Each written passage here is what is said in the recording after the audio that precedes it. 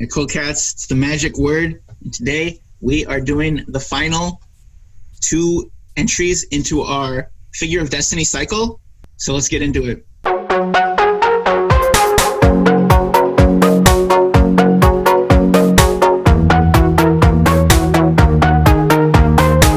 Ron, you're going to start us off with your insect.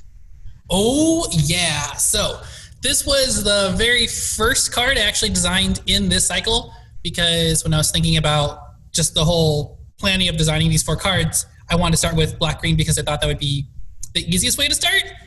But it was like, I don't know if it ended up being the easiest because it was the most time-intensive because I wanted to get everything just right. So this is what I came up with. And it's a tongue twister just to say. So this is the Death Oath of the Kroonstrads. I looked that up on the Magic Wikipedia, so I hope all of that's right. So I totally tied it with the Golgari Guild from Ravnica. So for a hybrid black-green, you get a 1/1 insect, and it has the following abilities in the vein of a Figure of Destiny card. The first ability is 1, and then 2 hybrids after that. The Death Oath becomes a plant insect with base power and toughness 2/3. Its second ability is 2 generic and then 3 hybrids. If Death Oath is a plant, it becomes a plant insect archer with base power and toughness 3/5 and reach, because it's an archer. And its last ability is 3 generic and 5 Golgari. If Death Oath is an archer, it becomes a plant insect archer with base power and toughness 5/8 with reach and death touch. Dun, dun, dun. Definitely. Because I wanted it to really represent the Golgari Guild. First off, I wanted to make an insect. And so I was trying to think, okay, like where can I make a black-green insect? And then Ravnica just seemed to be like the best place to do it because you have the Cruel. And the Cruel, I think, are underrepresented on Golgari. I wish that there were more insects, honestly. Like I would love a whole plane of insects, if that's possible. Wizards, hint, hint, wink, wink. So I wanted to make something that totally represented all of that. And so I dove into the Magic Wikipedia to figure out all I could about the Cruel, and I read about the Death Oath, which are kind of like the minions, the soldiers in the Golgari army.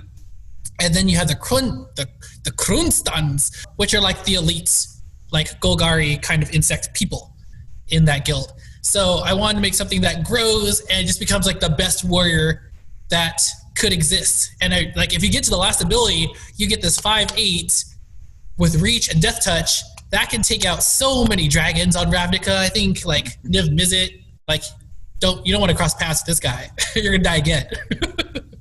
So what do you think, Paul? It's cool. I like the connection to the Cruel. It feels super like associated with that. It feels like this card just came right out of that, the murky underbeds of Ravnica. So I wanted to like show that as when it becomes a plant, like it starts growing, and plants grow with kind of like this Fibonacci sequence pattern. So I wanted so for those math nerds out there, you already know what I'm talking about. For normal people out there, the Fibonacci sequence is a sequence of numbers where 2 numbers combine to make the next number in the sequence.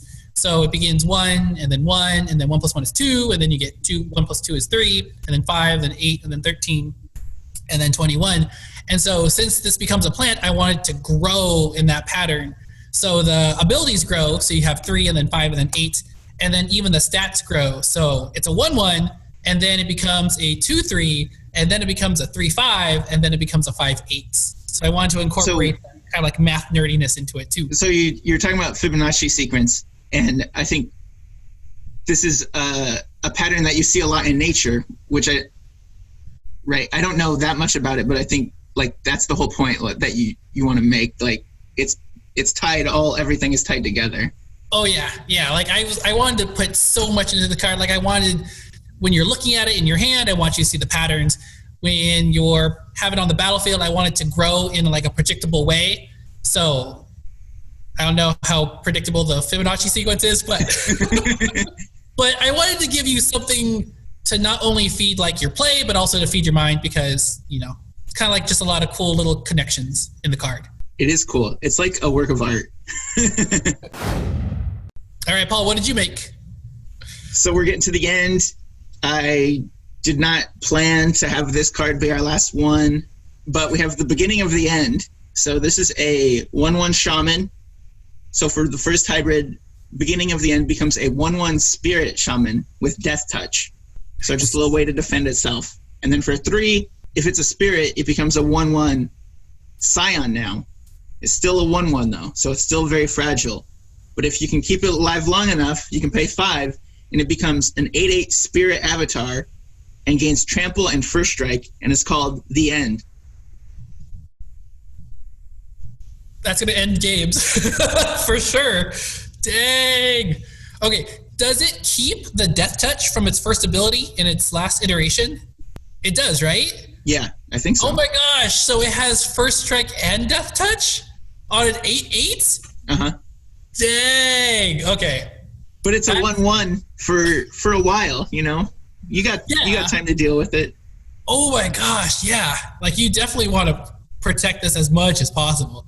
Ooh, that's good. But I think because it costs so much, you're not gonna. If you do play it and then go through all 3 levels all in one turn, like the game's probably already over anyway because you've just spent like so much mana to do that. Like, I don't know, you're not gonna be able to do that in one turn. Yeah. But it's kind of like, you know the end is coming. You can see it in that final ability. It's just how long until the player's actually able to get to that, and can the opponents do anything to stop it before then? Yeah, save a kill spell for this one. For sure. But then you're in black and green, so it's just going to come back. Yeah, but you don't kill it while it's in its first form. You wait till they pay the 5 mana while the ability's on the stack, then you kill it. Oh, yeah. So they just wasted their turn. Oh, dang. That's a beautiful card, Paul. I'll play it. I think we did pretty good on this. I like pretty much all the cards. I learned a thing or two about making cards too, so it was definitely interesting going through. And this is way different from making a regular Magic card that only has like 1 or 2 abilities that don't change at all, and it's just kind of static. Like, there's a lot of moving parts in this Figure of Destiny cycle.